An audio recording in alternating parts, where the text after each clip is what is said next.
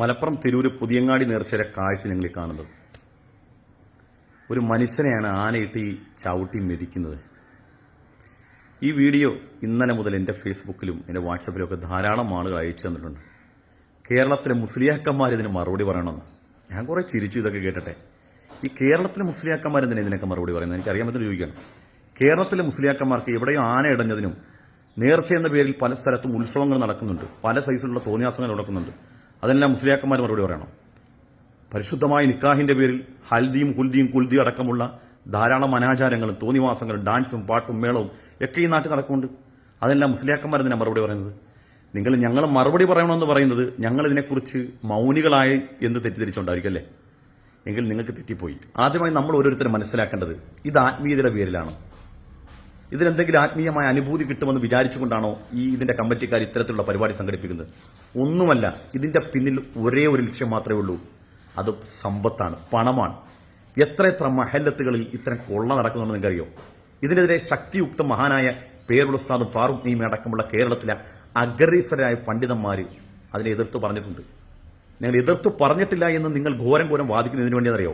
അവനവന്റെ ആശയത്തിന്റെ വൈവിധ്യവും ദൃഢതയും മറ്റുള്ള ജനങ്ങളിലേക്ക് പകർന്നു തരാൻ കഴിയാതെ വരുമ്പോൾ അതിന്റെ ഇടയിലൂടെ ഇത്തരം ഒരു ഇൻസിഡന്റ് നടക്കുമ്പോൾ ഇത് നാട്ടിലെ സമസ്തക്കാരാണ് നടത്തുന്നത്, അവർ കാരണമാണ് ഈ നാട്ടിലെ ആളുകൾ ഈമാനികമായി പിന്നോക്കം പോകുന്നതെന്ന് വരുത്തി തീർക്കുകയും അതുവഴി നമ്മുടെ ആശയം അവരുടെ മസ്തിഷ്കത്തിലേക്ക് തളക്കാൻ കഴിയുമെന്നുള്ള ആ ഒരു ഉടായ്പ തന്ത്രമുണ്ടല്ലോ, അത് കൈവച്ചേക്കുക. ഇതിനെക്കുറിച്ചൊക്കെ ആലിമീങ്ങൾ വ്യക്തമായി സുദൃഢമായി പറഞ്ഞിട്ടുണ്ട് എന്ന് ഞാൻ കാണിച്ചു തരാം. മഹാനായ പേരുടസ്ഥാന്റെ പ്രസംഗം ആദ്യമായി നമുക്ക് കേൾക്കാം. സ്ഥലത്തുനിന്ന് എന്തിനായി അറിയോ? കുറെ ചെണ്ട പൊട്ടി മക്ബറിന്റെ അടുത്തുനിന്ന് നേർച്ചാന്ന് പറഞ്ഞു. പിന്നെ കുറെ ഒരാനക്കൊരൊറ്റ ഹാലളകിൽ ആനക്ക് ഹാലളിയിട്ടും മനുഷ്യന്മാരെ കൊന്ന് ആ കൊല്ലുന്ന ഒരു രൂപമുണ്ട്. അത് ഞാൻ സ്ക്രീനിൽ കാണിച്ചാല് ഹാർട്ട് അറ്റാക്കിന്റെ അസുഖമുള്ളവർക്കെല്ലാം ബേജാറായി പോകും. ചിലർക്കെല്ലാം ഉറക്കൽ സ്വപ്നം കാണും. അതുകൊണ്ട് അങ്ങനത്തെ ഒന്നും ബേജാറുള്ളവരൊന്നും നോക്കണ്ട, പെണ്ണുങ്ങളും നോക്കണ്ട, കാരണം ബേജാറായി പോകും. അല്ലാത്തവർ മാത്രം ഒന്ന് ചെറുങ്ങനൊന്നും ഞാൻ കാണിച്ചു തരാം. ആന മനുഷ്യരെ കൊല്ലുമ്പോൾ എന്ത് തോന്നിവാസം അക്ബർ ഇങ്ങനത്തെ തോന്നിവാസം എത്ര കാലമായി ഞങ്ങൾ പറയാൻ തുടങ്ങിയിട്ട്.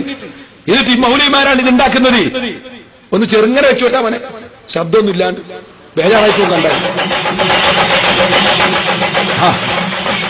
നേർച്ചയുടെ പേര് നടക്കുന്ന അനാചാരായി.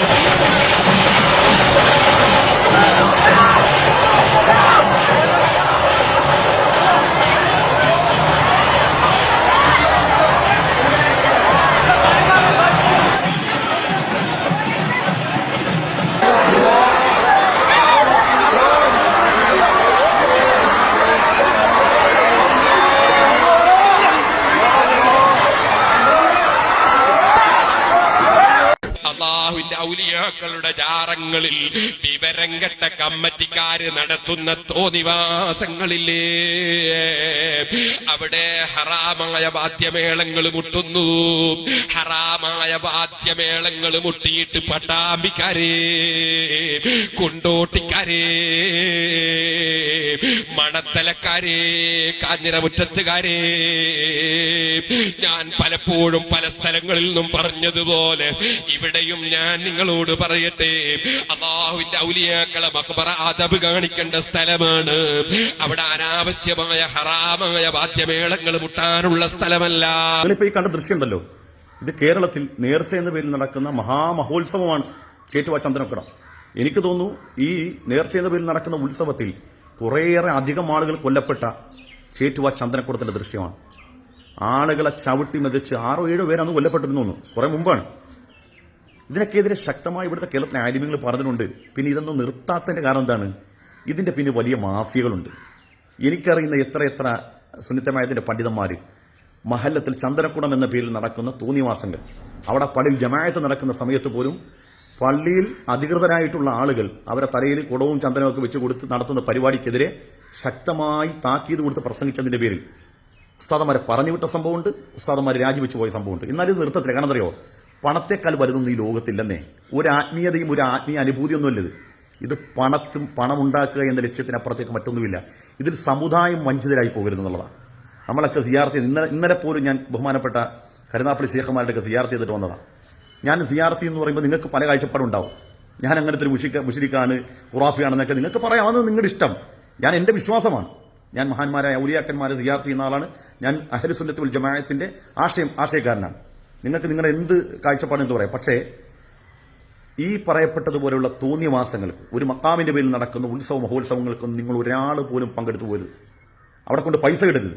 നിങ്ങൾക്ക് സിയാറത്ത് ചെയ്യാനുണ്ടെങ്കിൽ ഇതൊന്നും ഇല്ലാത്ത സമയത്ത് പോയി നിങ്ങൾ സിയാറത്ത് ചെയ്യുക. അല്ലാതെ ഇത്തരം പേക്കൂത്തുകൾക്ക് നമ്മുടെ പണം കൊടുത്തുകൊണ്ട് ഇത്തരം മഹാമഹോത്സവ മാമാങ്കത്തിന് നമ്മൾ അതിന് പിന്തുണ കൊടുക്കരുത്. ഇത് സമ്പത്ത് വാരിക്കൂട്ടാനുള്ള തന്ത്രപ്പാടാണ്. ഇതിന്റെ പിന്നിലൊക്കെ വലിയ മാഫിയകളുണ്ട്. ഈ മാഫിയകളെ പ്രോത്സാഹിപ്പിക്കുന്ന ആരാ? സുന്നികൾ എന്ന ഞാനും നിങ്ങളും അടക്കമുള്ള ആളുകളാണ് ഇതിന് വളം വെച്ച് കൊടുക്കുന്നത്. നമ്മൾ പോകാതിരിക്കണമെന്നേ. ഞാനും നിങ്ങളൊക്കെ സിയാർത്ത് ചെയ്യുന്നവരല്ലേ. ഇതൊന്നും ഇല്ലാത്ത സമയത്ത് പോയി സിയാർത്ത് ചെയ്യണം. ശക്തമായി ഇതിനെതിരെ നമ്മൾ സംസാരിക്കണം. അള്ളാഹുവിന്റെ ദീനുമായി എന്തെങ്കിലും ഒരു പുലബന്ധമുണ്ടോ ഇത്തരം പരിപാടികൾക്ക്? എന്തെങ്കിലും ഒരു പുലബന്ധം നിങ്ങൾക്ക് ആർക്കെങ്കിലും ഒന്ന് അളന്നു കുറിക്കാൻ പറ്റുമോ?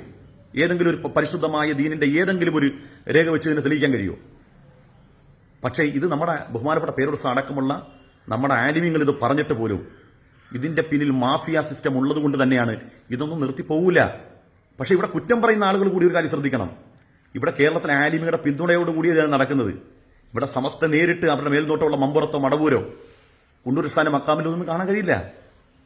നമ്മുടെ മഹാന്മാരായ സമസ്തയുടെ ഉലമാക്കളുടെ മേൽനോട്ടമുള്ള ഒരു സ്ഥലത്തും ഇത്തരം ഒരു ചടങ്ങ് കാണിക്കാൻ കഴിയില്ല.